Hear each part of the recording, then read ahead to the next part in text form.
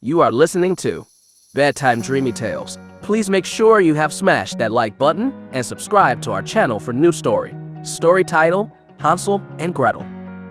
Hansel and Gretel lived in a damp little cottage on the dark side of long-lost wood. Their mother had died one frosty day, leaving their father heartbroken and alone. To fill the void, he married a new wife who was not as sweet as she seemed. In fact, she was as bad as a rotten apple. Her eyes were as cold as ice, and her heart was even colder. "Your children eat too much," she grumbled one day to her husband, as Hansel and Gretel shared a single slice of stale bread. "You must lose them in the wood and let the wild creatures care for them." Their father was shocked. "If I do that, the wolves will eat them," he protested. "And if you don't, we will all die of hunger," snapped the nasty stepmother. "Take them away tonight." That evening, as soon as the first star shone, the children's father led them along tangled pathways to a crooked tree. "My dears," he groaned, "wait here while I search for firewood." Then away he stumbled, back to his damp little cottage and his cruel wife. Quite soon, wolves began to howl, and the children shivered. "We have walked too far," sighed Gretel. "Our father is lost, and so are we." "Cheer up, little sister," said Hansel with a smile. "I heard our stepmother's horrid plan, so I have marked every twist of the path with a pure white pebble." And there in the starlight, Gretel saw a line of shining stones. The children followed the white trail, and by sunrise they were safely home.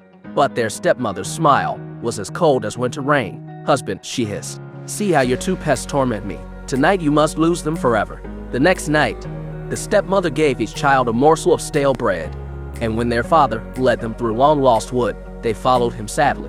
After many miles, he mopped his eyes and said, "Wait here, my dears, while I search for ripe blackberries." They knew he would never come back, but when the wolves howled, Hansel smiled and said, "Cheer up, little sister. This time I have scattered a trail of small white breadcrumbs." Alas, there was no trail to be seen. Hungry birds had stolen every crumb. So the two children slept on a bed of brown leaves, and in their dreams, they saw a white dove who circled above them, calling, "Follow me, follow me." When they woke in the misty morning, there was the white dove fluttering away. "Let's follow her," said Hansel. Things can't get any worse. They trudged through the dense forest, their stomachs growling with hunger. They saw squirrels scampering up trees and rabbits darting through the underbrush, but nothing to eat. The white dove led them deeper and deeper into the woods until they reached a clearing. Almost at once, the children saw a wonderful cottage made from gingerbread and sweeties. Their mouths watered, and soon they were nibbling delicious chunks of wall and windowsill. Suddenly, a sugar-sweet voice said, "Come in, my dears, and warm yourselves." An old lady stood by the door, and the children forgot to be frightened, and they skipped, and bang went the door. They were trapped inside a witch's house. Now her voice became as hard as a seaside rock. "Got you," she cackled, locking Hansel inside an iron cage. "Boy, you will grow plump and juicy. Girl, you will be my slave." Poor Hansel. The witch fattened him up until he was as round as a gobstopper. Poor Gretel.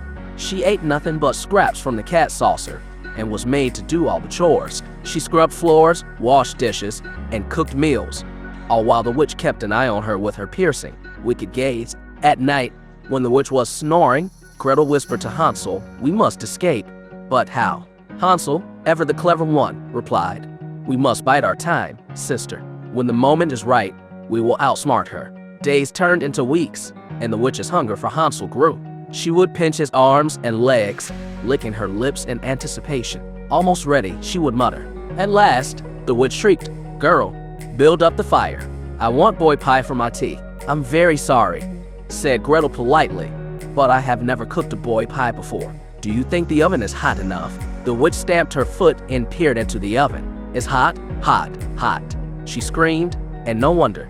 Gretel had pushed her inside and slammed the door. In moments, Hansel was free. The two children grabbed the witch's treasure, bags of gold coins and sparkling jewels, and raced outside to find the white dove waiting for them. Of course, she led them home by the shortest way, through a path they had never seen before, straight and clear. When their father saw them, his smile was as warm as the summer sun. He hugged them tightly and wept with joy. Astonishingly, Hansel and Gretel's horrible stepmother had vanished that very day. No one knew where she had gone, and no one cared. The family lived happily ever after, never wanting for anything, as the treasure from the witch's house kept them well fed and warm. And as for the wicked witch, All that remained of her was one smoky gingerbread biscuit, a cautionary reminder of the dark magic that once lurked in the heart of long-lost wood. If you like the story, please give this video a like. For more stories, go to bedtimedreamytales.com. See you in the next story.